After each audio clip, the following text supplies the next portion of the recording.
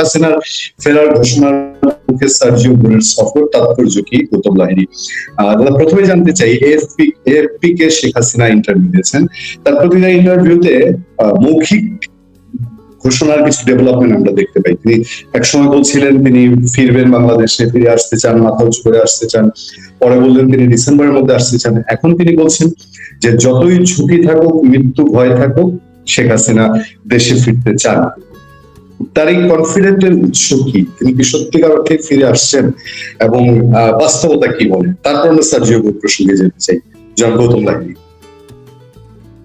না, এখন মার্কিন যুক্তরাষ্ট্র তারা দেখবে শেখ হাসিনা ফেরার কারণে তাদের যে স্বার্থ বাংলাদেশে যারা রক্ষা করে তার ফলে তার কোনো বিপরীত কিছু ঘটবে কি ঘটবে না, সেটা একটা কারণ হতে পারে। সার্জিও গোর সেই জন্য বাস্তব অবস্থা তিনি পর্যবেক্ষণ করবেন। কিন্তু বাংলাদেশের বর্তমান সরকার বা অন্য জামায়াত বা অন্যরা তারা যে যাই মুখে বলুন যে শেখ হাসিনা বলে আর কিছু নেই, শেখ হাসিনা সমর্থক কিছু নেই, এটা তো বাস্তব ঘটনা। তাদের প্রভাবশালী গোয়েন্দা সংস্থা আছে এবং সিআইএ এর একজন গোয়েন্দাও আছেন এই মুহূর্তে বাংলাদেশে। ফলে তিনি নিশ্চয়ই সার্জিও গোর সফরের আগে বিস্তারিত তথ্য তিনি জোগাড় করেছেন, এগুলো সার্জিও গোরের কাছে হয়তো পৌঁছে দিয়েছেন বা পৌঁছে দেবেন।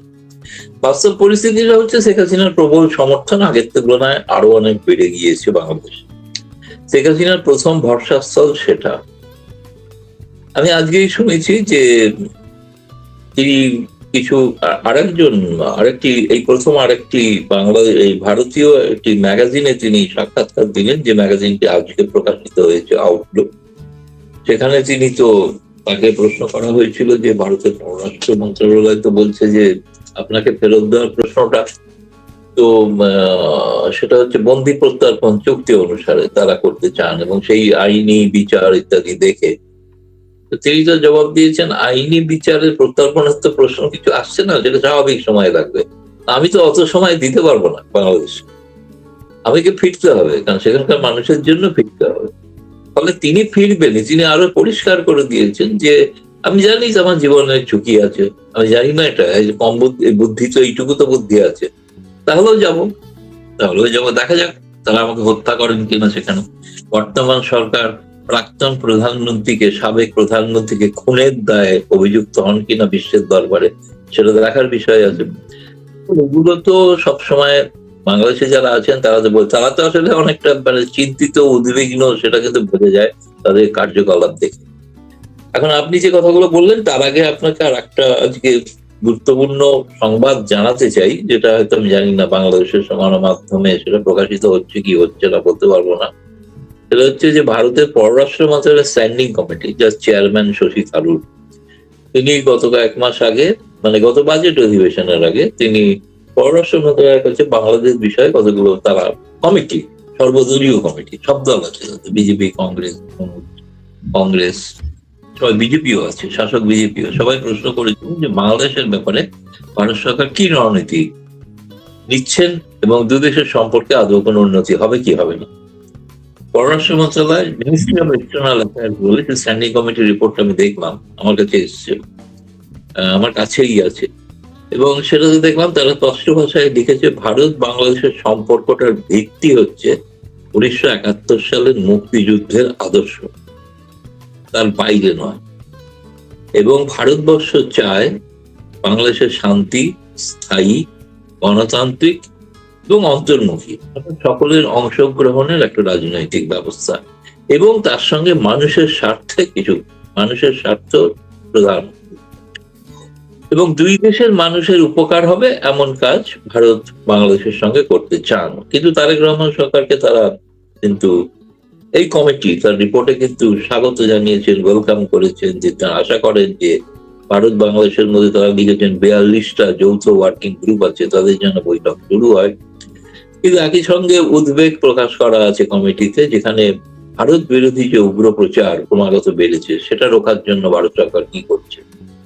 পার্শ্বকে বলছে সেটা ট্র্যাক 2 বা ট্র্যাক 1.5 আলোচনা করা হচ্ছে, বিভিন্ন সাংবাদিকদের সঙ্গে কথা চলছে এবং সেখানকার সুশীল সমাজের সঙ্গে কথা বলছে, যাতে ভারত বিরোধী মনোভাবটা, এবং সেটা বাংলাদেশের পক্ষে সুখকর নয়, ভারত বিরোধী মনোভাবটা সুখকর হলে কথা ছিল কিন্তু সুখকর নয়, স্বস্তিদায়কও নয়। ফলে বাংলাদেশের সেই জন্য এই প্রশ্নটাকে কিন্তু পররাষ্ট্র মন্ত্রণালয় আজকে যেদিন সার্জিও ঘোষ ঢাকায় পৌঁছেছেন সেই দিন রিপোর্টটা পার্লামেন্টে পেশ করা হয়েছে, রাজ্যসভা এবং লোকসভা দু সভাতেই।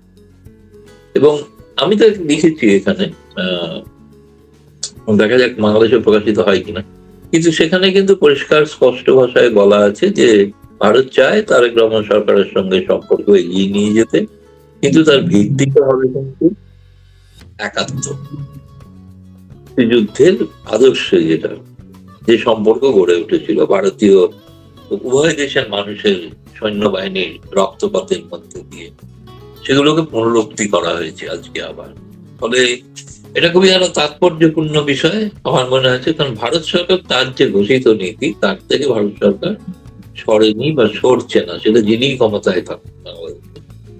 ভিত্তিটা হতে হবে 1971-এর মুক্তি, এবং সেই কারণেই তারা এখন বলছেন যে ভারত বিরোধী মনোভাব আছে, সেটা বাংলাদেশের বহু মানুষ করে, স্বার্থান্বেষী মানুষ করেন, তাতে বাংলাদেশের মানুষের যাতে ক্ষতি হয় তার জন্যই করেন। ফলে আজকের দিনে শশী থারুর কমিটির কাছে ভারতের পররাষ্ট্র মন্ত্রণালয়ের জবাব এটা খুবই তাৎপর্যপূর্ণ। হয়তো আগামীকাল ভারতবর্ষের বহু কাগজেই প্রকাশিত হবে বলে আমার ধারণা। ইতিমধ্যে অন্যান্য অনেক বিষয় আছে, গঙ্গা চুক্তি নবীকরণের জন্য তারা বলেছেন দ্রুত করা উচিত, তিস্তার ব্যাপারে সংশয় প্রকাশ করেছেন। এখন এগুলো তো আছে, বর্ডার ইত্যাদি যাবতীয় দ্বিপাক্ষিক বিষয়ের যে বিভিন্ন সেক্টর, সব বিষয়ে তাদের প্রশ্ন ছিল, সব বিষয়ে বিস্তারিত দীর্ঘ রিপোর্ট। ফলে পুরোটা এখনো আমি সম্পূর্ণ খুঁটিয়ে পড়ে উঠতে পারিনি, যতটুকু পড়েছি মধ্যা বিষয় আপনাকে জানালাম। ফলে এটা আজকের দিনের জন্য একটা বার্তা। এখন দেখতে হবে সার্জিও ঘোষ, আমি শুনেছি তিনিও বাংলাদেশের অন্তর্মুখী সমাজ, রাজনৈতিক সমাজ গঠনের পক্ষে। আওয়ামী লীগকে পুরো সম্পূর্ণ বাইরে রাখা হবে, এটা রিপাবলিকান পার্টির প্রতিনিধি যেটা চান কিনা সেটা আমরা সেটা শোনা দরকার প্রকাশ্যে। দেখুন, যে কথা বলেছেন সার্জিও ঘোষ, তিনি যা টুইট করেছেন, বাংলাদেশের পররাষ্ট্র মন্ত্রণালয় যেটা পররাষ্ট্রমন্ত্রীও বলেছেন সাংবাদিকদের, যে অত্যন্ত ভালো আলোচনা হয়েছে। কারণ গতকাল তো ভারতের দিনেশ হাই কমিশনের সঙ্গে আলোচনা, তিনিও বলেছেন চমৎকার আলোচনা। তো সার্জিও ঘোষ এবং ভারত দুজনের আলোচনাটাই এত চমৎকার যে এখন দেখা যাক এই চমৎকারিত্বটা ফলে কিনা, সেটা দেখার বিষয় আছে। তো এখন এই দুজনেরই খুশি কথা বলে, মানে বাংলাদেশের পররাষ্ট্র মন্ত্রণালয় দীনেশ ত্রিবেদীকেও খুশি করেছেন, সার্জিও ঘোষকেও খুশি করেছেন। এখন যাই না, ওনার বাকি কর্মসূচি থাকলে বা জানলে তখন হয়তো জানতে পারবো বা বুঝতে পারবো কি হচ্ছে। কালকে তো আগামীকাল উনি শুনেছি কক্সবাজার পরিদর্শন করে এসে তারপরে হয়তো প্রধানমন্ত্রী তারেক রহমানের সঙ্গে কথা বলবেন। আমি এটা শুনেছি, এটা আপনারা খোঁজ নিয়ে দেখতে পারেন, উনি কয়েকজন সাংবাদিকের সঙ্গেও মিলিত হচ্ছেন। সেখানে সেই সাংবাদিক কারা আমি নাম জানি না, অনুমান করতে পারি, কিন্তু অনুমানের ভিত্তিতে তো বলা সম্ভব নয়। কিন্তু আমি বুঝতে পারি যে তাদের কারোর সঙ্গে তিনি দেখা করবেন, এবং তাদের নিজেদের পছন্দ, তারা মার্কিন যুক্তরাষ্ট্র দূতাবাস তারা ঠিক করেছে। ফলে তার একটা সাংবাদিকদের আলাপচারিতায় অনেক কিছু স্পষ্ট বেরিয়ে আসবে, এবং আশা করবো সাংবাদিকরাই যাবতীয় প্রশ্ন করবেন, যে স্বাভাবিক যেগুলো মানুষ জানতে চাইছে। অবশ্যই প্রশ্ন হতে পারে যে শেখ হাসিনা যে ফিরতে চাইছেন এ ব্যাপারে আমেরিকার কোনো মত আছে কি নেই, সেটা প্রকাশ্যে সার্জিও ঘোষ বলেন সেটা দেখার বা শোনার অপেক্ষা আপনাদের সঙ্গে আমরাও অপেক্ষা করে আছি। করুন পূর্ণিয়া স্যার। দাদা, আমরা শুনছি যে তার প্রোগ্রামে কিছু চেঞ্জ আসছে, এরকম আপনার কাছে কি তথ্য আছে? আমি এমন বাংলাদেশের সাংবাদিক বলতে আমি জানি যে আমাদের ডিপ্লোম্যাটিক রিপোর্টার অ্যাসোসিয়েশন ডিক্যাপ একটা আছে, সাধারণত আমেরিকান কেউ আসলে দেখা করলে ডিক্যাপের সদস্য হয়ে দেখা করেন, তাদের সবাইকে আমরা চিনি। কিন্তু তার প্রোগ্রামে কোনো পরিবর্তনের কোনো খবর আপনি পেয়েছেন? না, আমি সেরকম কিছু জানি না পরিবর্তন কিছু হয়েছে কিনা, কিন্তু কেউ কেউ বলছেন, আমি সেটা তো এখনো ভেরিফাই করতে পারিনি, যে কোথাও একটা তার নৈশভোজের কথা ছিল সেটা বাতিল হয়ে গেছে, সেটা তো এখনো নিশ্চিত আমি হতে পারিনি যে পররাষ্ট্র মন্ত্রণালয় তাকে। ধরুন, সার্জিও ঘোষের মতো একটা ইম্পর্টেন্ট মানুষ, তিনি ট্রাম্পের সরাসরি দূত, তিনি পৌঁছেছেন, এবং একটি কাগজ তো দেখলাম লিখতে গিয়ে তার সম্পর্কে একটা অন্য পরিচয় দিয়েছে, তিনি নাকি ধনকুবে। এখন ধনকুবের বলে ট্রাম্প রেখেছেন কিনা আমি জানি না, কিন্তু ট্রাম্পের ব্যক্তিগত রোগ, ফলে শেষ পর্যন্ত ধনকুবের এই সার্জেই গোর তিনি শেষ পর্যন্ত সেই ডিনার বৈঠকটা হয়নি বা কনফার্ম করতে পারেনি, হয়তো মানে হওয়ার স্বাভাবিক একজন বিরোধী। আমি আমি আমি একটু আগের প্রসঙ্গে যেতে চাই। আপনি জানেন যে বাংলাদেশে শেখ পরিবারকে পুরোপুরি নির্মূল করার জন্য পাকিস্তানের একটা এটা স্বীকৃত, ইতিহাস স্বীকৃত যে পাকিস্তান চেয়েছিল বঙ্গবন্ধু পুরো পরিবারটাই যেন 75-এ শেষ হয়ে যায়। এরপরেও শেখ হাসিনাকে হত্যার জন্য 21 বার চেষ্টা করা হয়েছে। বাংলাদেশে শেখ হাসিনার শাসন অবসানের পরে এবার পাকিস্তানে সেটা উদযাপন হয়েছে, এবং অনেকেই বলেন যে 5 আগস্ট 2024-এ পাকিস্তান আইএসআই এর বড় একটা অংশ শেখ হাসিনাকে গণভবনে হত্যার জন্য রেডি ছিল। এটা অনেকে বলে, অনেক জায়গায় আলোচনা। এবার তিনি দেশে যদি আসেন, যেভাবে বলছেন সেভাবে তিনি যদি আসেন, তাহলে বাংলাদেশে থাকা তার বিরোধীরা বেশি হুমকি, নাকি পাকিস্তান যে শক্তিটা চায় বঙ্গবন্ধু পরিবার পুরোপুরি নিঃশেষ হয়ে যাক সেই শক্তিটা বেশি হুমকি? তারপরেও তো বঙ্গবন্ধু পরিবার থাকবেন, তার সঙ্গে তার পুত্র সজীবদের জয় বা মেয়ে পুতুল সঙ্গে যাচ্ছেন এমন কোনো খবর পাইনি, বা তার বোন শেখ রেহানা যাচ্ছেন এমন কোনো খবর পাইনি। কিন্তু তিনি যখন যাবেন তার সঙ্গে প্রচুর বিদেশি গণমাধ্যম যেতে পারে বলে শুনছি। ফলে তাদের সামনে যদি হত্যাকাণ্ড ঘটে, তারা আশা করি স্পট থেকে ফ্যাকচুয়াল রিপোর্টিং করবে। ফলে তাদের রিপোর্টিং থেকেই তো পরিষ্কার হয়ে যাবে যে কে দায়ী শেখ হাসিনার হত্যার জন্য। এবং আমার মনে হয় না যে তারেক রহমান সরকার এতটা ঝুঁকি নিতে পারবে না। আন্তর্জাতিক দুনিয়ায় খুব সমস্যার সম্মুখীন হতে হবে। মানে একটা সাবেক প্রধানমন্ত্রীকে হত্যা করা হচ্ছে, সেই দায়টা তো তাদের ঘাড়ে পড়বে না। ফলে তারেক রহমান সরকার কি এমন কিছু একটা কি সুযোগ করে দেবেন সেই পাকিস্তানি আইএসআই গোয়েন্দাদের, যে তাতে তারা নিশ্চিন্তে হত্যা করতে পারে? যদিও অনেকেই বলেন যে সবই সম্ভব বাংলাদেশে অসম্ভব বলে। ফলে এটা আমি উড়িয়ে দিচ্ছি না, কিন্তু শেখ হাসিনা বলছেন আমি তো এভাবে দীর্ঘকাল এরকম এখানে দিল্লিতে বসে নিরাপদ আশ্রয় এরকম থেকে যাব চিরকাল, এটা তো হতে পারে না, বয়স হচ্ছে। ফলে যা আবার হবে, বয়স হচ্ছে, এরপর আর কতদিনই বা বাঁচতাম, তাই না? যে কদিন আমি যদি চেষ্টা করে দেখি একবার আমার দেশে মানুষের কাছে ফিরতে পারেন কি। কিন্তু আমি এটা বলছি আপনাকে, কোনোভাবে যদি তিনি গোপালগঞ্জ বা টুঙ্গিপাড়া পৌঁছাতে পারেন, সেখানে শেখ হাসিনাকে হত্যা করার মতো হিম্মত বা সুযোগ যারা পাবেন না, কেউ পাবেন না। যারা করতে যাবেন তারা না মার খেয়ে মারা যান, তাদের জন্য আমার আগাম চিন্তা রইল। তারা যেন সাবধানে যান শেখ হাসিনাকে আক্রমণ করতে। কারণ আমি জানি টুঙ্গিপাড়ায় মিনিমাম একটা সংখ্যা হিসেবে পেয়েছি 20 লক্ষ লোক সেদিন থাকবে সেখানে, 20 লক্ষ লোক। এখন সেটার জন্য বাংলাদেশের সেনাবাহিনী বা কি করবে সেটা আমি জানি না। সেটা ফলে এদের জন্য আমার শুভেচ্ছা রইল। আপনারা যেন বেনজির কি বলে জুলফিকার ভুট্টোর মতো প্রাণ হারিয়ে ফেলে না যান। পাকিস্তানিরাই হত্যা করেছিল জুলফিকার, যিনি বঙ্গবন্ধুকে ফাঁসি দিতে চেয়েছিল। ফলে এখন এই ইতিহাস তো আছে জানা, সুতরাং এটা তাদের পক্ষে খুব স্বাভাবিক একটা হুমকি দেওয়া, ভয় পাইয়ে যদি শেখ হাসিনাকে রোকা যায়। শেখ হাসিনা যে ধরনের নেত্রী, তাকে বোধ হয় ভয় পাওয়ানো খুব মুশকিল, ভয় পাওয়ানো খুবই মুশকিল। আপনার শেখ হাসিনা বিহীন টুঙ্গিপাড়াতে শেখ হাসিনা বিরোধীরা ঢুকতে পারে না, আর শেখ হাসিনা থাকলে পরে টুঙ্গিপাড়ায় ঢুকবে, এটা আসলে কেউ বোধহয় পাগলও কল্পনা করে না।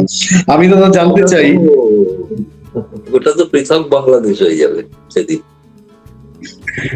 আমি জানতে চাই যে শেখ হাসিনা, আমাদের সমাজে শেখ হাসিনার সমর্থক কর্মী রয়ে গেছে, এখনো অনেক আছে। আমরা সাংবাদিকতা করতে গেলে অনেকের প্রশ্নের মুখে পড়ি, দেখি, জানি। আমি দেখতে পাচ্ছি যে তারা কেউ কনফিডেন্ট হতে পারছে না যে শেখ হাসিনা চলেই আসবেন কিনা, আসলে পরে লাভ কি হবে, তিনি এসে জেলে ঢুকে যাবেন, তাহলে আওয়ামী লীগের লাভটা কি? আমরা যারা এই যে দিগ্ভ্রান্তর মধ্যে আছি, মানে তারা বলছেন আওয়ামী লীগের লোকজন এই যে দেশে থেকেও একটা বন্দির মতো অবস্থা, গৃহবন্দির মতো থাকতে হয়, তাদের কি লাভ হবে? এই যে একটা কনফিডেন্সলেস সিচুয়েশন, এইটা কি একটা প্রভাব ফেলবে না শেখ হাসিনার আশা, যদি এই ধরনের আশা হয় এবং তিনি এসে জেলে ঢুকে গেলেন, তাতে কি লাভ হবে? দেখুন, এরা ইতিহাস ভুলে যান, এই আর কি। দেশ যখন স্বাধীন হয়েছিল তখন কি বঙ্গবন্ধু দেশে ছিলেন? কোথায় ছিলেন? কারাগারে ছিলেন না? তাতে কি বাংলাদেশ স্বাধীন হয়নি? স্বাধীন হয়েছিল তো। তিনি তো একটা ডাক দিয়ে তিনি পাকিস্তানি সেনাবাহিনীর হাতে বন্দী হয়ে গিয়েছিলেন। তাকে তো ফাঁসিরও করেছিল।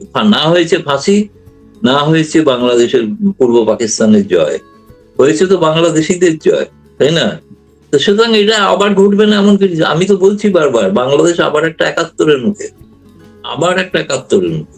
এখন এই নিয়ে কেউ কেউ আমাকে প্রশ্ন করেন, ৭১-এ তো ভারত সঙ্গে দিয়েছিল, এখন কি সেটা করবে? সেরকম কিছু আছে? তারেক রহমান সরকারের সঙ্গে এত ঘনিষ্ঠতা, ২০০১ থেকে ২০০৬ তো বিএনপি সরকার ক্ষমতায় ছিলেন, তাদের সঙ্গে তো ভারত সরকারের সম্পর্ক ছিল, খুবই ভালো সম্পর্ক ছিল।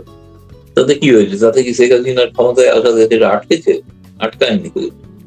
সুতরাং এগুলো রাজনীতিতে থাকবে, তাদের খুব স্বাভাবিক বুদ্ধিতে এগুলো মনে হচ্ছে। কিন্তু বঙ্গবন্ধু পরিবার যে ধরনের তারা ঝুঁকি নিতে, সাহস নিতে পারেন, সেই ঝুঁকি বা সাহস আর কোন দলের পক্ষে নেওয়া সম্ভব হয় না। ফলে লাভ হবে মানে তারা আবার মুক্ত বাংলাদেশ দেখতে পারেন, এটুকুই লাভ হবে, আর কিছু না।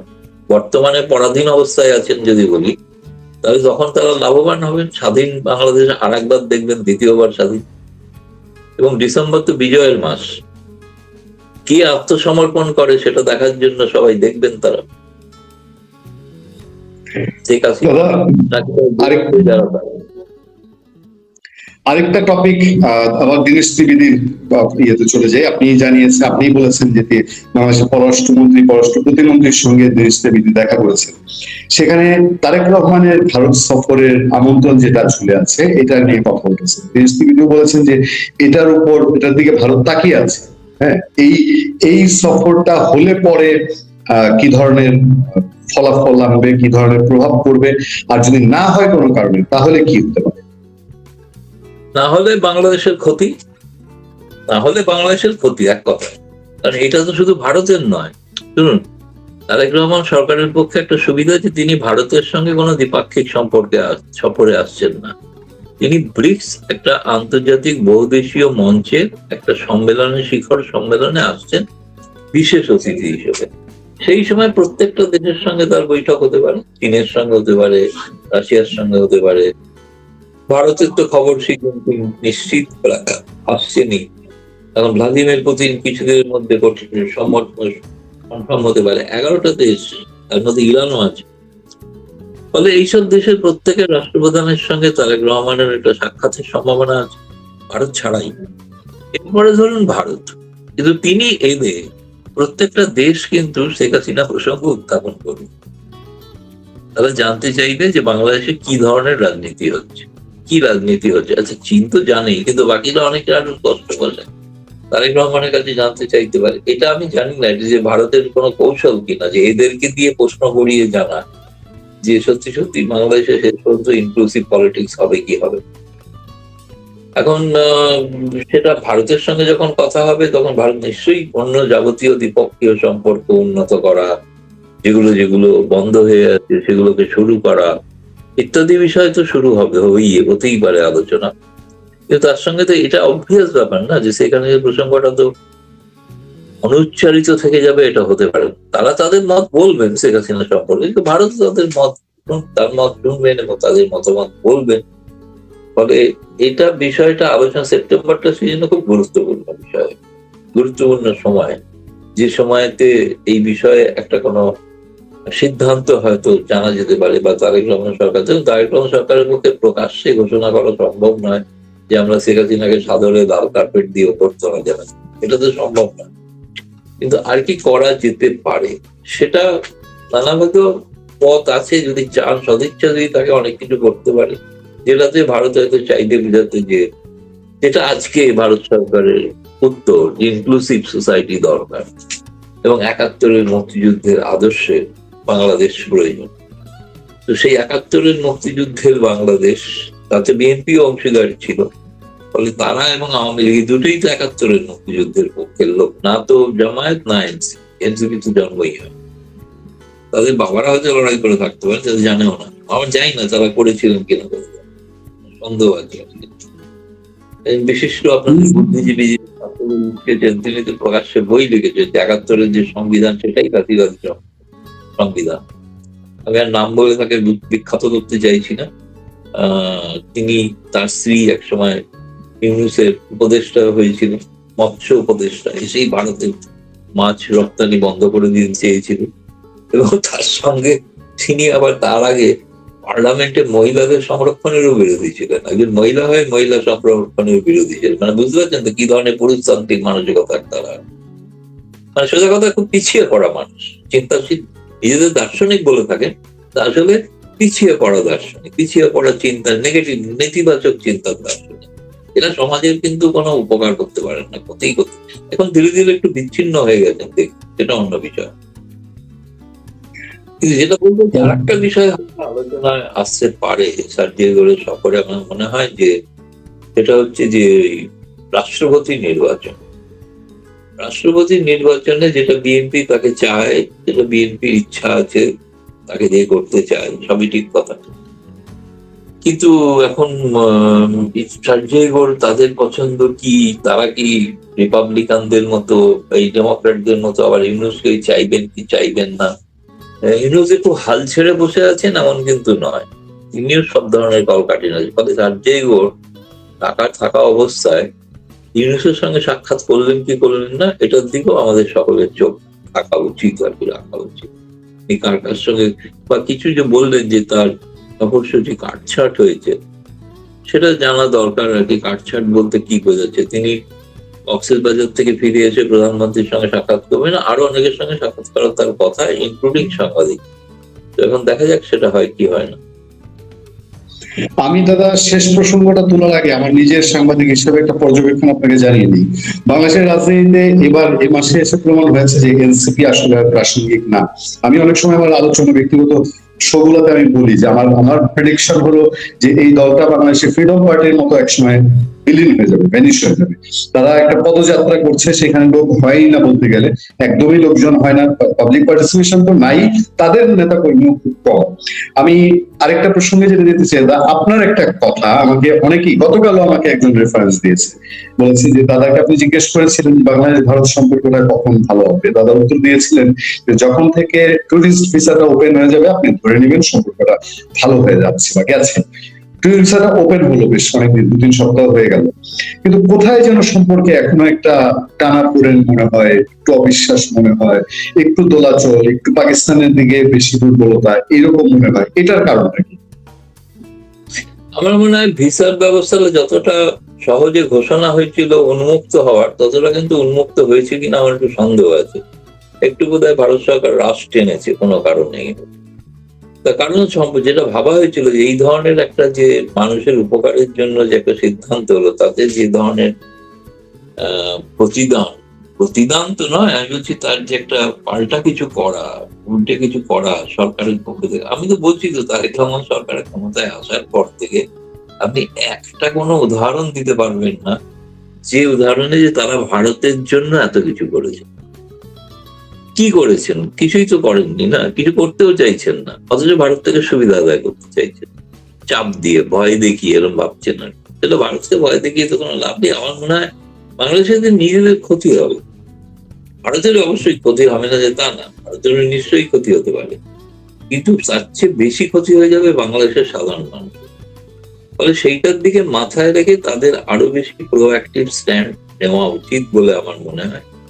আমি জানি না শেষ পর্যন্ত কি হবে, কিন্তু তারেক রহমান, আমিও আশা করছি দীনেশ ত্রিবেদীর মতো তিনি আসবেন, যেটা বলেছেন অধীর আগ্রহে অপেক্ষা করছি। কিন্তু দীনেশ ত্রিবেদী এটাও বলেছেন সিদ্ধান্তটা কিন্তু প্রধানমন্ত্রী নেবেন, আমরা আমন্ত্রণ জানিয়েছি কিন্তু প্রধানমন্ত্রী সিদ্ধান্ত নেবেন। তবে আশা তিনি এলে আমরা অধীর আগ্রহে তাকে সম্বর্ধনা দেওয়ার জন্য প্রস্তুত আছি আর সেটা বলেছেন আর কি। ফলে এখনো তো সত্যি সত্যি তারেক রহমান সরকার তো, যদিও ইতিমধ্যে ব্রিক্স এর সম্মেলনের জন্য মিডিয়ার অ্যাক্রেডিটেশন শুরু হয়ে গেছে, মিডিয়ার অ্যাক্রেডিটেশনের জন্য 31শে অগাস্ট হচ্ছে শেষ তারিখ, তার মধ্যে আবেদন করতে হবে যারা কভার করতে চান। ফলে বাংলাদেশের যারা কভার করতে চান তাদেরকেও কিন্তু এই সুযোগে সাংবাদিকরা কিন্তু ভিসা পেতে পারেন, যেটা বাংলাদেশ যে চট করে ভিসা পেতে অসুবিধা হচ্ছে। ফলে সেই সময় ব্রিক্স এর জন্য তারা যদি আবেদন করেন তাদের চট করে না করাটা অসুবিধা, কিন্তু সেটা তখনই হতে পারে সেখানে কোনো প্রতিনিধিকেও তারেক রহমান এলে হবে না, সেখানে প্রধানমন্ত্রীকে আসতে হবে। প্রধানমন্ত্রী এলেই সেটা সম্ভব। এবং আমার ধারণা, এখনো আমিও আশা করছি যে প্রধানমন্ত্রী হয়তো আসবে।